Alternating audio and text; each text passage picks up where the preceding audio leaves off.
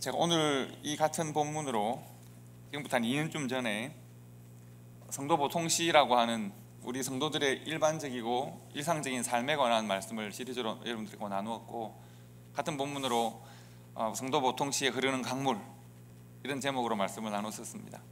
흐르는 강물이란 이제 시간을 비유한 것이었고요. 보통 우리가 한번 제가 말씀을 준비하고 설교를 하고 나면 그 설교 내용을 잊는 일이 많습니다. 늘 모든 말씀을 다 기억할 수는 없지만 성도 여러분들이 기억하는 말씀과 제가 기억하는 말씀이 다를 수도 있습니다. 하지만 이 말씀은 제가 생각하는 전도서의 핵심 구절이고 전도서의 가장 중요한 주제 중에 하나라고 봐서 제가 늘 말씀을 마음에 담고 있습니다. 오늘 말씀의 제목은 그래서 다시 찾으시는 하나님, 15절 말씀에 있는 다시 찾으시는 하나님이라는 제목으로 말씀을 나누게 되겠습니다. 여러분, 2020년을 한 단어로 정리를 하면 여러분은 뭐라고 정리를 하시겠습니까? 2020년을 대표하는 단어는 뭘까요? 당연히 코로나 바이러스일 텐데 너무 일반적인 거 말고 관련한 단어를 한번 생각해 보시겠습니까? 여러분의 삶을 한 단어로 표현하면 뭘까요? 영국 국립사전 편찬위원회, 연구원 이런 데서 자신들이 발표한 2020년의 단어를 보면 락다운이라고 했습니다. 락다운이란 말이 무슨 말일까요? 여행이나 사회적 상호작용, 공공장소에 대한 접근을 엄격하게 제한한다는 의미입니다. 그래서 락다운이라는 말을 2020년의 단어로 선택했습니다. 봉쇄 명령, 이렇게 우리가 말할 수도 있겠습니다. 지금 필라델피아는 일부 락다운 명령이 내려져 있는데 잘 안 지키더군요. 락다운은 내려졌는데 락다운 내려진 그 시간 5시 이후 시간에 블락 파티들을 하기도 하고, 미국은 참 이 질병이 참 오래 가겠다 하는 생각을 합니다. 락다운 명령을 지키지 않는 나라라는 생각을 합니다. 이 단어는 우리가 반길 만한 단어는 아닌데 전 세계 상황을 이 한 단어로 설명할 수 있다라고 영국 국립사전 편찬위원회에서 이렇게 설명을 했습니다. 이전보다 60회 이상 이 단어가 많이 사용되고 있고, 또 이 단어가 우리 삶 깊이 영향을 미치고 있다고 본 것이죠. 저는 올해 커퓨라는 단어도 제가 처음 실은 들어본 단어입니다. 영어 실력이 모자라서 그렇기도 하겠지만 필라델피아 지역에 커퓨가 있습니다. 이런 통금 시간이 발생하고 하는 것들을 제가 처음 봤었고요. 또 주일날 홈리스들에게 도시락을 나눠주러 나갔을 때 마침 도시락을 나눠주러 나간 그 지역에 지난번 블랙 라이브스 매터라고 하는 전체적으로 매주 시위가 있을 때 우리가 도시락을 나눠주는 박물관 앞에 분수대 앞으로 시위대가 지나가는 바람에 미국 사람들은 시위를 어떻게 할까 궁금해서 제가 한번 한 10분, 20분 따라가면서 저도 한번 이렇게 해본 적이 있습니다. 뭐라고 외치고 하는데 못 알아듣겠고 해서 어쨌든 같이 한번 따라가서 한번 궁금해서 따라간 적이 있었습니다. 마침 제가 그때 여기 로만 넥타이에 십자가 있는 넥타이 와이셔츠 있잖아요. 그걸 입고 제가 있었더니 사람들이 다들 저를 이상하게 이렇게 봤던 기억이 있습니다. 2020년은 참 특별한 기억인 것 같습니다. 여러 가지로 특별한 한 해가 되고 우리 인생이 오랫동안 기억에 남을 것 같습니다. 우리가 지난 세월들 돌아보면 전쟁을 경험한 세대들이 있습니다. 얼마나 특별한 기억이겠습니까? 또 70년대 어두웠던 권위주의 시대를 경험한 것도 특별한 시대의 경험이었을 것이고요.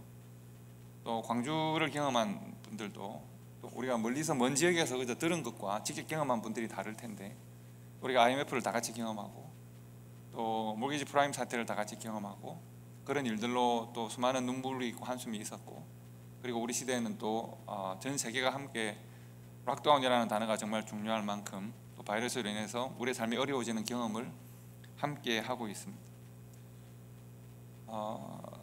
이 시대가 주는 지혜를 우리가 얻을 수 있기를 바라고, 또 이 지혜와 더불어서 믿음과 은혜가 함께 있기를 바랍니다. 저는 제가 이 시대를 지나면서 들었던 말 중에서 제일 제 마음에 남는 말 중에 하나는 제 딸인 성아가 했던 말입니다. 성아가 뜬금없이 차 타고 가다가 아빠, 내가 할머니가 되면 지금 2020년에 올해 코로나 바이러스가 와서 내가 학교도 안 가고 교회도 못 가고 이렇게 했던 거를 다 그래서 우리가 어떻게 했는지를 다 우리 손자들한테 이야기해 줄 거야. 그 이야기가 제가 마음에 오랫동안 남았습니다. 우리가 살았던 이 시대를 언젠가는 우리의 자녀들 혹은 우리 후손들에게 들려줘야 할 때가 있을 텐데, 우리가 이렇게 비참했어, 이렇게 힘들었어가 아니라 이렇게 어렵고 힘든 상황 속에서 우리가 어떤 방식으로 믿음과 삶을 가치 있게 지켜냈는가 하는 것을 우리가 말할 수 있는 그런 지혜와 믿음이 있으면 좋겠다라고 생각을 합니다. 우리가 읽은 본문 말씀은 시간에 관한 말씀입니다. 단순히 째깍째깍 흘러가는 그런 시간에 관한 말씀이 아니라 하나님이 사람에게 허락하신 시간, 그리고 하나님의 시간에 대한 말씀입니다. 최근에 시간에 대해 고민하는 영화나 드라마나 또 책들이 꽤 많습니다. 결국 시간은 사람이 넘어갈 수 없는 어떻게 보면 마지막 높은 담장일 수도 있습니다. 제가 최근에 가장 재미있게 본 시간에 가는 영화를 말씀드린다면 여성 성도분들이 한번 꼭 보셨으면 좋겠다 싶은 영화는 시간 여행자의 아내라는 제목의 영화가 있습니다. 대단히 인기를 많이 끈 영화는 아닌데 굉장히 철학적인 영화이기 때문에 한번 보실 필요가 있습니다. 보시면 좋습니다. 시간 여행자의 아내.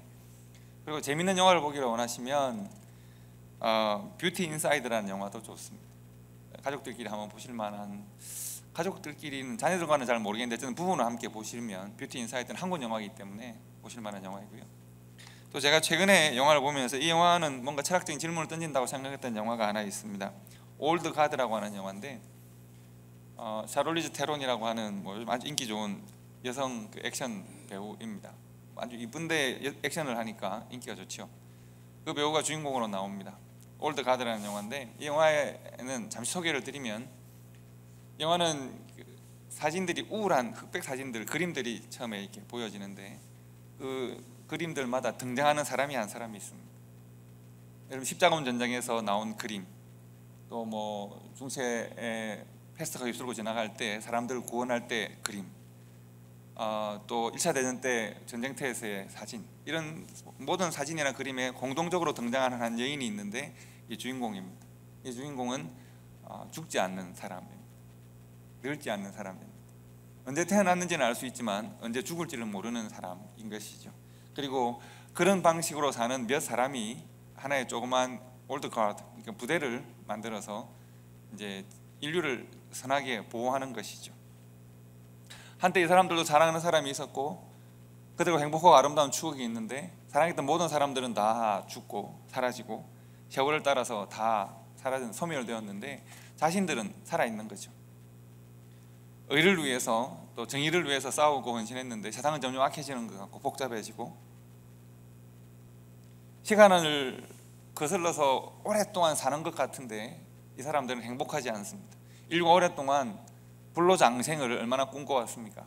그리고 능력을 얼마나 꿈꿔왔습니까? 이 사람들은 능력치로 보면 인간 최대의 능력을 가지고 있고 뭐 뛰고 날고 하는 사람들이고 힘도 대단하고 하지만 죽지 않습니다. 그리고 이 영화에서 이 죽지 않는 사람들이 서로가 우울한 상태에서 대화를 나눌 때 어릴 때 몇백 년, 몇천 년 전에 자신들의 추억을 이야기하면서 나도 좀 끝이 있는 시간을 살고 싶다, 이런 이야기를 서로 합니다. 끝이 좀 있으면 좋겠다. 그래서 그 끝이 있는 것을 알고 최선을 다하며 살았으면 좋겠는데, 이렇게 살아도 저렇게 살아나 있고 저렇게 비참하게도 또 살아나 있는 우리의 모습을 보면서 나는 정말 힘들고 어렵다, 뭐 이런 이야기를 합니다. 참 외롭고 고독한 싸움을 계속하는 그런 사람들이 나오는 영화가 그런 영화입니다. 던지는 질문이 그것입니다. 행복할까? 좋을까? 의미 있을까? 보람될까? 오랫동안 시간이 주어지면 나는 좀 더 나은 삶을 살 수 있을까? 그런 철학적인 질문을 던지는 영화이기도 합니다. 오늘 제가 말씀드린 대로 이 본문 말씀은 시간에 관한 말씀입니다. 저는 이 읽은 본문 이 내용을 전도 3장 1절부터 15절까지 말씀, 11절부터 15절까지 말씀을 워낙 좋아하는 말씀이기도 하고 굳이 따로 설명할 필요가 있을까 하고 싶은 생각이 들기도 하는, 하나님의 시간과 사람의 시간을 너무나도 잘 정리해 놓은 말씀입니다. 솔로몬 정도의 지혜가 되면 하나님이 그 뜻을 주시면 이렇게 정리할 수 있을 것 같습니다. 제가 솔로몬의 목소리가 되어서 한번 읽어 드릴 테니까 한 말씀을 천천히 들어보시겠습니까? 하나님이 모든 것을 지으시되 때를 따라 아름답게 하셨고 또 사람들에게는 영원을 사모하는 마음을 주셨느니라. 그러나 하나님이 하시는 일의 시종을 사람으로 측량할 수 없게 하셨도다. 사람들이 사는 동안에 기뻐하며 선을 행하는 것보다 더 나은 것이 없는 줄을 내가 알았고, 사람마다 먹고 마시는 것과 수고함으로 낙을 누리는 그것이 하나님의 선물인 줄도 또한 알았도다. 하나님께서 행하시는 모든 것은 영원히 있을 것이라 그 위에 더할 수도 없고 그것에서 덜할 수도 없나니, 하나님이 이같이 행하심은 사람들이 그의 앞에서 경유하게 하려 하심인 줄을 내가 알았도다. 이제 있는 것이 옛적에 있었고 장래에 있을 것도 옛적에 있었나니 하나님은 이미 지나간 것을 다시 찾으시느니라. 아멘. 저는 이 말씀을 읽을 때마다 어떻게 이렇게 지혜롭게 아름답게 잘 표현할 수 있을까 감탄을 합니다. 말씀드린 대로 이 전도서 3장은 때에 관한, 하나님이 사람에게 부여하신 때에 관한 묵상입니다. 한때 솔로몬은 내가 나의 때를 만든다고 생각했던 적이 있었습니다. 나의 모든 영광의 시간, 나의 모든 쾌락의 시간은 나의 노력과 나의 능력의 산물이라고 생각한 적이 있습니다. 나의 능력과 나의 의지가 나의 아름다운 때를 만든다 라고 생각했었는데, 그 때를 다 지나고 보니 이제 드디어 깨닫는 것이 있습니다. 아니라는 거죠. 비로소 고백을 합니다. 뭐라고 고백합니까? 하나님이 모든 것을 지으시고 하나님이 그 때에 맞는, 하나님이 사람을 시간 속에 창조하시고 시간의 흐름을 따라 사람이 각각 늘 새로운 모습으로, 예를 들면 나는 늙어가는 것이 아니라 늘 새로워지는 것이죠. 새로운 시간에 나는 늘 새롭게 변한 모습으로 그때의 가장 아름다운 삶을 살도록 하나님이 허락하셨다는 겁니다. 즉 나는 한때는 아름다웠는데 참 좋았는데 지금은 어글리해, 지금은 아유 인생도 너무 나는 뭐 맛이 갔어, 이런 것이 아니라 하나님께서 늘 새로운 때에 사람으로 하여금 그 새로운 시간에 맞도록 우리를 변화시키시면서 그 때마다 아름다운 삶을 허락하셨다는 의미입니다. 예를 들면 이런 것이 아니라는 거죠. 나는 젊었을 때는 아름답고 좋았는데 나이가 드니까 아름다움이 없어졌어, 나는 이렇게 추해, 이런 것이 아니라 하나님께서 어릴 때는 어린 그대로의 아름다움을 하나님이 받으시고, 청춘의 때는 청춘의 때의 아름다움을 받으시고, 작년의 때는 작년의 때를 받으시고, 노년의 때도 하나님이 아름답게 우리를 보시고 그 아름다움을 받으시고 영광을 얻으신다는 겁니다. 제가 아침에 교회 와서 이 넥타이를 맸는데요, 요즘 넥타이를 맬 때 당황하는 것이 있습니다. 왜냐하면 제가 넥타이를 처음, 아버님에게 넥타이를 매는 걸 처음 배울 때 넥타이 보면 중간에 이렇게 왜 사선으로 줄이 가 있지 않습니까? 박음질이 있지 않습니까? 그 박음질에서 요 정도 떼면 응도가 딱 맞단다, 이렇게 매라, 이렇게 가르쳐 주셨는데, 제가 늘 그렇게 매오다가 최근 요 몇 년 사이에는 아버님이 가르치는 게 안 맞다 이 생각을 하거든요. 왜냐하면 그렇게 매면 항상 뒤쪽이 짧은 거예요. 아니 뒤쪽, 그러니까 앞 넥타이가 너무 짧아지는 느낌인 거예요. 왜 이렇지 생각을 제가 합니다. 최근에 제가 맞아 깨달은 게 있습니다. 제가 목이 두꺼워지고 배가 나오는 바람에 그 뒤쪽을 많이 양보하지 않으면 적당한 길이가 안 나오는 거예요. 내가 변했구나, 내 몸이 변했구나. 제가 넥타이를 처음 20살 때 넥타이를 처음 매는 걸 배울 때 그때의 나의 몸과 지금 몸이 많이 바뀐 거예요. 30년이 지나고 뭐 목도 두꺼워지고 허리도 두꺼워지고 배는 나오고, 그래서 이전보다는 훨씬 많이 양보를 길게 매줘야 비로소 적당한 키가 매어지는 거예요. 그럼 제가 그때는 내가 괜찮았는데 지금은 못 나졌어, 이런 것이 아니라 그때는 그렇게 아름다운 삶을 하나님이 허락하시는 청춘의 삶을 살았고, 지금은 또 제가 목회자가 되고 아버지가 되고 남편이 되고 많은 사람들이 친구가 되어서 또 이렇게 아름답게 살고 있는 것으로 하나님께서 지금 말씀하고 있는 것입니다. 얼마 전에 온라인으로 우리 친구들하고 오랜만에 잘 지내냐 뭐 이런 대학 동기들과 만나는 시간이 있었는데, 우리가 140명 정도가 졸업을 같이 했는데 동기인데 뭐 그런 모임에 나오는 사람은 한 20-30명 정도 됩니다. 그때 한 20명 정도가 서로 막 잘 지내냐 어떻게 하냐 이런 이야기를 하는데, 누군가가 그런 질문을 했습니다. 야, 우리 20대로 돌아가고 싶지 않니? 20대로 돌아가면 돌아갈 사람, 돌아갈 수 있다면 돌아갈 사람, 여러분은 돌아가고 싶으신가요? 여러분은 20대로 돌아가고 싶으신가요? 근데 우리 친구들은 아무도 손을 안 들었습니다. 그랬더니 한 친구가 하는 말이 나는 안 가고 싶다, 나는 지금이 더 좋아. 20대 때 물론 그때는 아름다웠고 30대 자기 자리를 찾느라고 방황했던 시대도 아름다웠지만 지금 내가 이제 자녀들도 있고 내 삶의 자리도 있고 가정이 있고 직장이 있고 여러 가지 삶의 결과들을 누리고 살고 있는데 왜 그때 돌아가서 다시 그렇게 스트럭을 해야 돼? 나는 안 가. 그런 이야기를 하더군요. 지금은 자기 인생의 가장 아름다운 때를 살고 있다 이런 이야기를 하는 이야기를 제가 봤었습니다. 여러분, 우리가 하나 깨달아야 될 것이 바로 그것입니다. 하나님이 때를 따라 인생을 아름답게 하셨다라고 하는 말은 한 때가 아름답고 그 다른 때는 아름답지 않다는 것이 아니라 때를 따라서 봄이 아름답고 가을이 아름답고 여름이 아름답고 겨울이 아름다운 거죠. 하나님이 때를 따라서 1월도 아름답고 7월도 아름답고 11월도 아름답다는 거죠.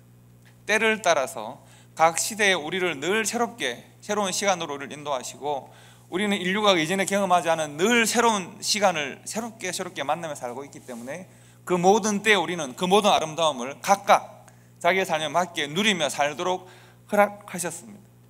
그래서 우리는 그렇게 살아가는 것이 좋습니다.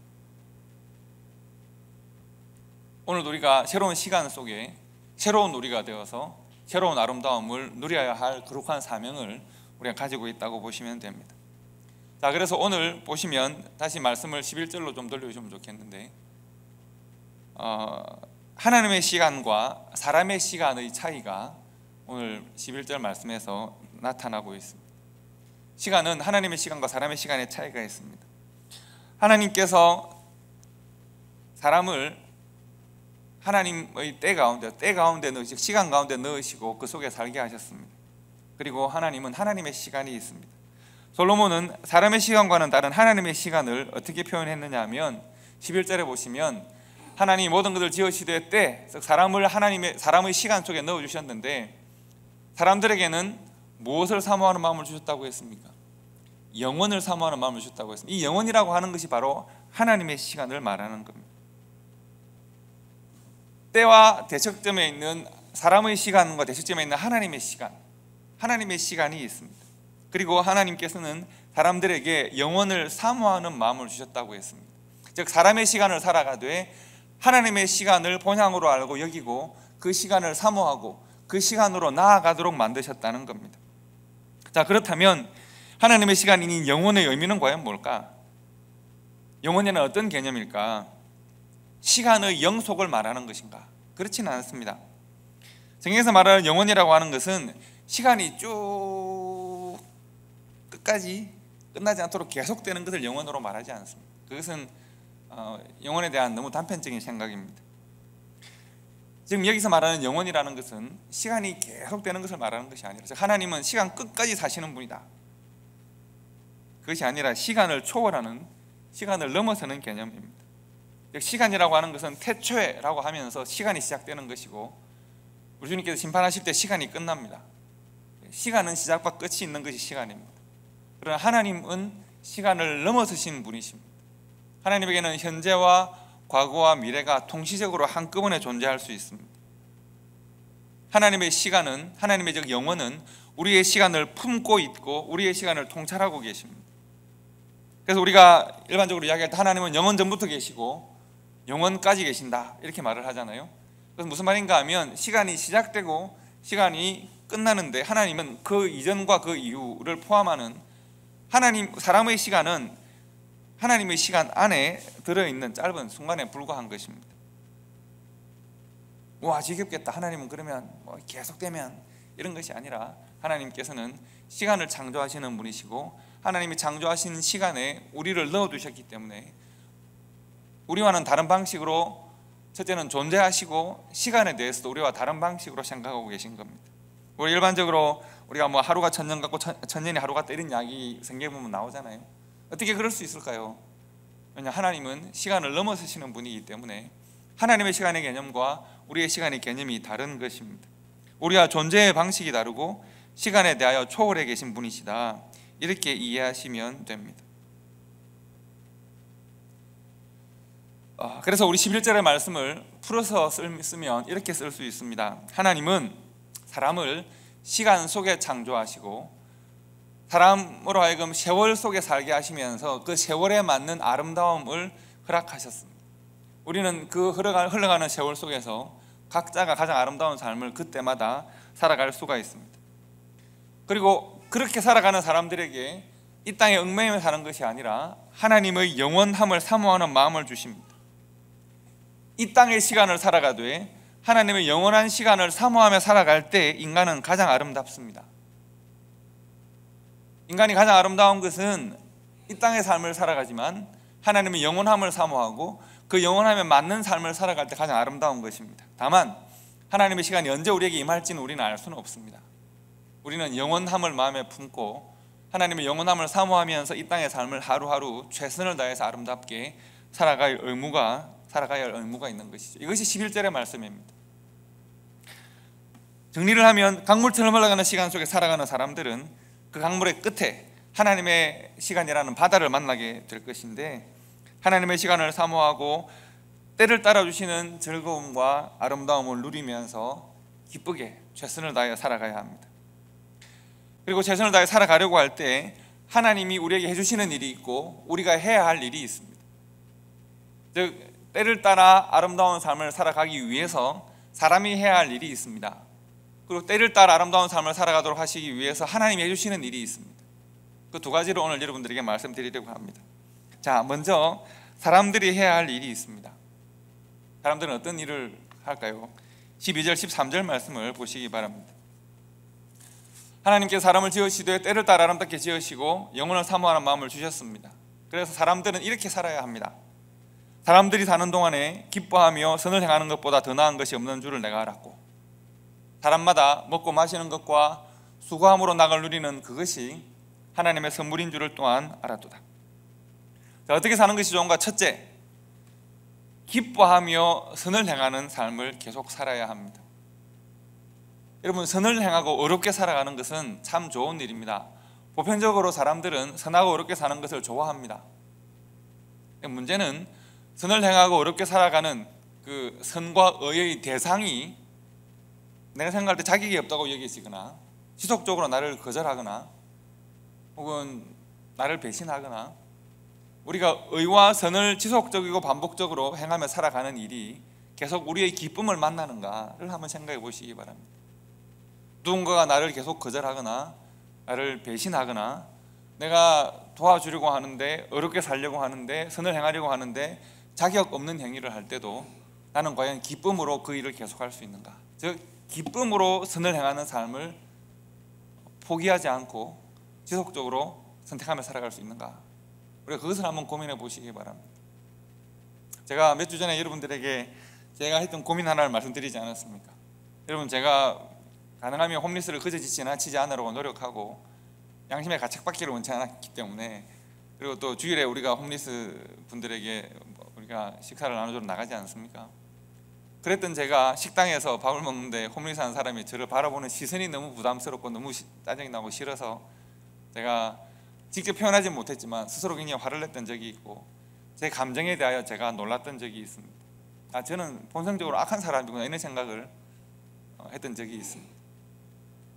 여러분, 기쁨으로 선을 지속적이고 반복적으로 하는 일은 결코 쉽지 않습니다.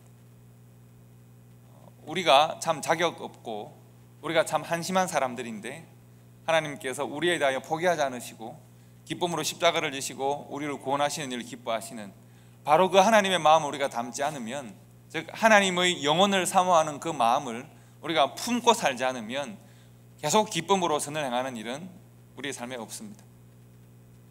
왜 우리가 영혼을 사모하는 마음으로 살아야 하는가? 왜 우리가 하나님 닮은 마음을 품고 살아야 하는가 하는 것이 바로 여기에 나오는 것입니다. 우리가 하나님 만날 준비를 하기 위해서는 기쁨으로 선을 행하는 삶을 계속 살아야 하는데, 그렇게 살기 위해서 해야 될 가장 중요한 것은 영혼을 사모하는 마음, 하나님을 사모하는 마음을 우리가 포기하지 않는 겁니다. 두 번째 우리가 해야 할 일은 사람마다 먹고 마시는 것과 수고함으로 낙을 누리는 것, 이렇게 되어 있습니다. 여러분, 내가 노동하고 노동의 대가로 내가 노동의 열매를 가지고 가족들과 함께 기쁨과 감사를 누리며 살아가는 것은 하나님이 우리에게 주신 선물입니다. 하나님이 나에게 주신 선물이라는 겁니다. 내가 노동의 대가를 다른 사람에게 빼앗기지 않고 노동의 대가를 정당하게 내가 얻고, 하나님이 나에게 주신 땅의 소산, 내 땀의 소산을 정당하게 얻고 그것으로 내 가족이 함께 즐거움과 감사를 누리는 것은 하나님이 나에게 주신 선물입니다. 바꿔 말하면 그것은 하나님이 나에게 주신 권리입니다. 내가 나의 권리를 지킬 수 있어야 하고 내 이웃의 권리를 함께 지킬 수 있어야 합니다. 그것을 위해서 함께 일할 수 있어야 합니다. 내가 수고하고 함께 그 수고의 열매로 낙을 누리는 것, 하나님이 나에게 주신 선물임을 우리가 기억하고 다른 사람의 땀을 그 결과를 내가 가져오지 말아야겠고 내 땀의 열매를 내가 뺏기지 않을 수 있는 권리를 누구나 가지고 있습니다. 우리가 이 부분에 대해서는 우리가 좀 많이 고민할 필요가 있겠습니다만, 예를 들면 노동하고 열매를 가족들과 이웃들이 함께 나누며 살아갈 수 있는 그러한 사회적 조건과 환경을 만들어 나가는 일은 교회가 함께 해야 될 중요한 일입니다. 우리가 선한 삶을 기쁨과 감사함으로 살아가고 노동의 열매로 하나님께 감사하고 가족들이 함께 즐기고 이웃들과 함께 사랑을 나눌 수 있는 그런 삶을 살아가는 것이 하나님의 영원함을 사모하며 살아가는 성도의 삶이다 라고 지금 솔로몬은 우리들에게 말하고 있습니다. 그러면 바로 이 일을 위해서 하나님이 하시는 일은 과연 뭘까요? 사람에게는 기쁨으로 선을 행하며 살고 노동의 대가로 함께 감사하고 나누고 누리며 살도록 허락하시는 것이 하나님의 뜻이라면 하나님은 사람에 대하여 어떤 일을 하실까요? 14절 15절 말씀인데 제가 한번 읽어드립니다. 하나님이 행하시는 모든 것은 영원히 있을 것이라 그 위에 더할 수도 없고 그것에도 덜할 수도 없나니 하나님이 이같이 행하심은 사람들이 그의 앞에서 경유하게 하려 하심인 줄을 내가 알았도다. 이제 있는 것이 옛적에 있었고 장래에 있을 것도 옛적에 있었나니 하나님은 이미 지난 것을 다시 찾으시느니라. 하나님이 하시는 일은 크게 세 가지로 말씀드릴 수가 있겠습니다. 첫째, 하나님이 행하시는 일은 지금 하고 있는 모든 일을 계속 하시는 겁니다. 덜 하지도 더하지도 않는다고 했습니다. 하나님이 세상을 창조하시고 질서 가운데 운행하시는데 이 일을 하나님은 계속 끊임없이 꾸준하게 하실 겁니다. 조금이라도 덜 하거나 조금이라도 더 해버리면 어떤 일이 발생할까요? 큰일 아니겠습니까? 우주의 창조 질서가 조금이라도 덜 하거나 더해지면 큰일입니다. 뭐 달이 하나 더 생기거나 해가 하나 없어지거나 뭐 큰일 아니겠습니까? 지구의 위치가 바뀌거나 뭐 큰일 아니겠습니까? 하나님은 현재 가장 하나님의 뜻과 목적에 맞는 방식으로 세상을 운행하고 계시고 덜 하거나 덜 할 수 없습니다. 두 번째는 하나님이 하시는 일은 사람에 대하여 하시는 일이 있습니다. 저는 이것이 참 아름답다고 생각합니다. 하나님이 같이 행하심은 하나님이 이 모든 것을 더하지도 덜하지도 않고 운행하시는 것은 사람에 대한 목적이 있습니다. 뭐라고 되어 있습니까? 사람이 하나님 앞에서 하나님을 경외하게 하려 하신다는 겁니다. 하나님께서 사람에게 11절에서 영원을 사모하는 마음을 사람에게 주셨다고 했습니다. 즉 사람은 하나님의 영원함을 사모하는 하나님을 사모하는 마음을 품었습니다. 그런데 하나님은 사람에 대하여 너희가 나를 예배하는 것이 좋겠다, 경외하는 것이 좋겠다는 마음을 가지고 계십니다. 즉 하나님의 영원을 사모하는 사람의 마음과 사람으로 하여금 하나님을 경외하게 하려시는 하나님의 마음이 만나는 그 현장이 바로 예배입니다. 하나님을 사모하는 마음과 사람으로 하여금 하나님을 경외하려고 하는 하나님의 마음이 만나는 현장, 그것이 곧 예배입니다. 하나님은 사람의 예배를 기쁘게 받으십니다. 예배의 형태나 예배의 장소나 예배의 방법을 말하는 것이 아닙니다. 고대 이후에 계속 예배의 장소나 형식이나 방법들은 계속 바뀌어 왔습니다. 하나를 지나치게 고집하는 것도 어리석은 일이기도 합니다. 예배는 형식의 문제가 아니라 하나님의 사람을 향한 의도와 마음, 사람의 하나님을 향한 사모하는 마음이 만나는 그 현장이 예배이기 때문에 어떤 방식, 어떤 장소, 어떤 형식으로 드려도 그것은 다 예배입니다. 전도서에서 말하는 영혼을 사모하는 사람의 마음, 사람으로 하여금 하나님을 경외하게 하려고 하시는 하나님의 마음, 그 두 마음이 가장 아름답게 만날 때 우리가 하나님을 예배하는 우리의 삶이라고 말할 수 있겠습니다. 여러분, 우리가 하나님의 영혼을 사모하는 마음으로 지속적으로 하나님을 예배하고자 함께 모이고 하나님의 마음을 또 만나고 하나님의 뜻을 만나는 그런 교회와 성도들이 되기를 바랍니다. 세 번째, 하나님이 하시는 가장 중요한 일이 있습니다. 오늘 말씀의 제목입니다. 가정에서 예배 드리시는 분들도 함께 이 제목을 다 같이 읽어봅시다. 다 같이 읽겠습니다. 시작. 다시 찾으시는 하나님. 한 번 더 읽읍시다. 시작. 다시 찾으시는 하나님. 하나님은 이전 것을 다시 찾으십니다. 그런데 하나님 입장에서는 그것이 아닐 수도 있습니다. 사람에게는 이미 시간이 지나갔는데 지나간 그 시간을 돌이켜서 지나간 것을 다시 보신다고 말할 수 있겠지만, 아까 말씀드렸던 하나님은 시간을 초월해 계신 분입니다. 하나님 앞에서 이미 지난 것과 장차 다가올 것이 동시적으로 지금 하나님의 현재 앞에 놓여져 있습니다. 시간을 초월하셨기 때문에 그렇고 시간 위에 계시기 때문에 그렇습니다. 하루가 천년, 천년이 하루 같다는 말씀도 그렇게 이해하시면 좋습니다. 하나님 앞에서는 사람의 시간이 어떻게 보면 무의미해질 수도 있습니다. 다만 하나님은 사람의 시간을 통찰하시면서 우리의 지난 삶을 돌이켜 보실 것입니다. 우리의 미래에 우리가 하나님과 함께 우리의 과거를 만나게 될 것입니다. 그러므로 우리가 우리의 오늘의 현재를 하나님의 뜻과 말씀 앞에서 하나님의 영원함을 사모하면서 오늘의 현재를 지혜롭게, 정직하게, 진실하게, 가치 있게 살아야 할 충분한 이유가 있습니다. 왜냐하면 나의 과거가 나의 미래를 속일 수 없게끔 하나님이 이 모든 시간을 통찰하실 것이기 때문에 그렇습니다. 하나님은 이전 것을 돌이켜 보실 수 있는 분입니다.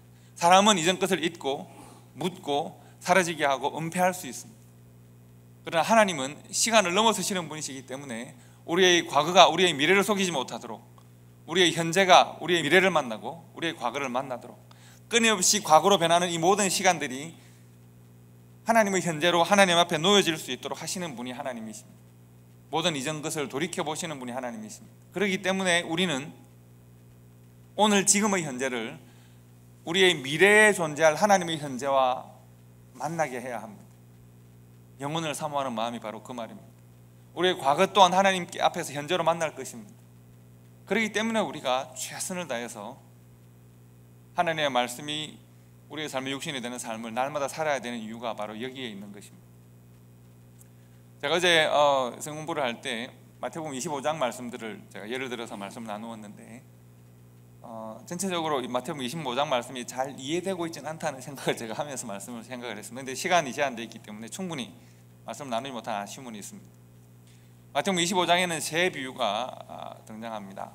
열처녀 비유, 달란트 비유, 그 다음에 양과 염소의 비유가 등장합니다. 이 비유에서 관통하는 하나의 정신은 뭔가 하면 다시 찾으시는 하나님입니다. 하나님께서 사람들에게 사명을 주시고 시간을 주시고 그리고 하나님께서 다시 찾아오십니다. 우리의 삶을 돌이켜보십니다.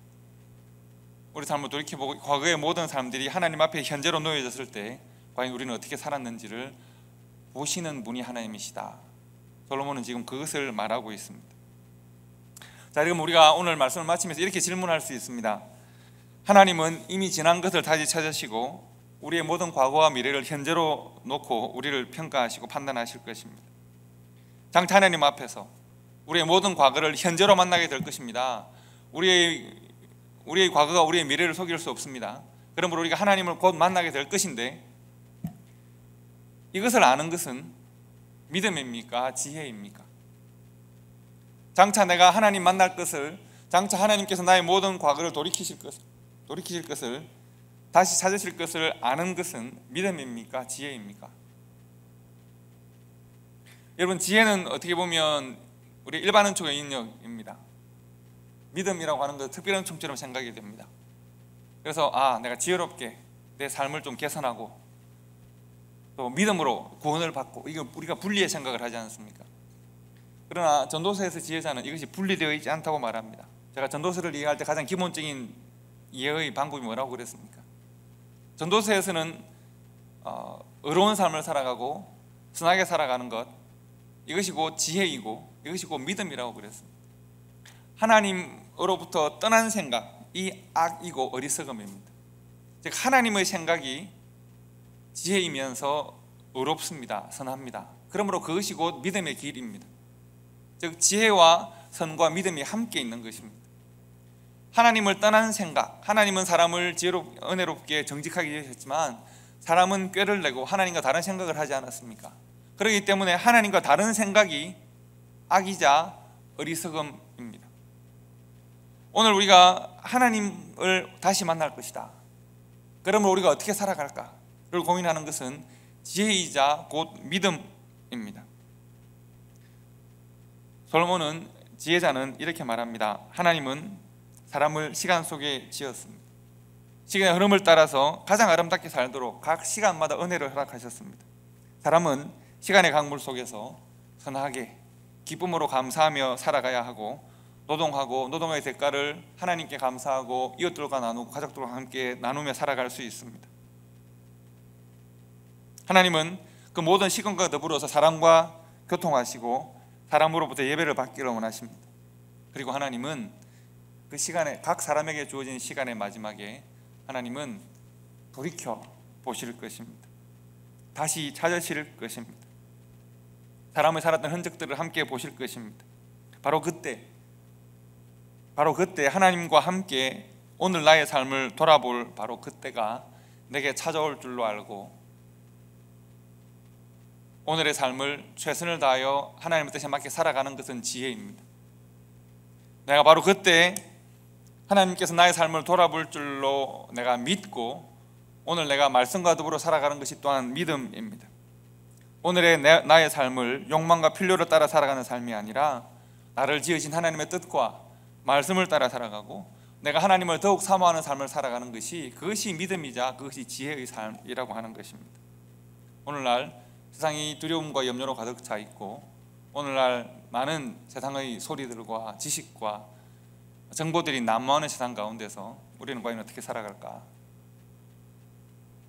세상의 정보나 세상을 향한 두려움이 우리의 삶을 결정하는 것이 아니라 장차 내가 하나님을 다시 찾으신 하나님으로 만날 것을 내가 믿고, 그 하나님과 만날 그때를 내가 알아서 내가 오늘 나의 삶을 영혼을 사모하는 그 마음으로 날마다 최선을 다해서 정직하게, 가치 있게, 의미 있게, 복되게 살아가시는 우리 초대교회와 성도 여러분들 되시기를 주님의 이름으로 축복합니다. 기도하겠습니다.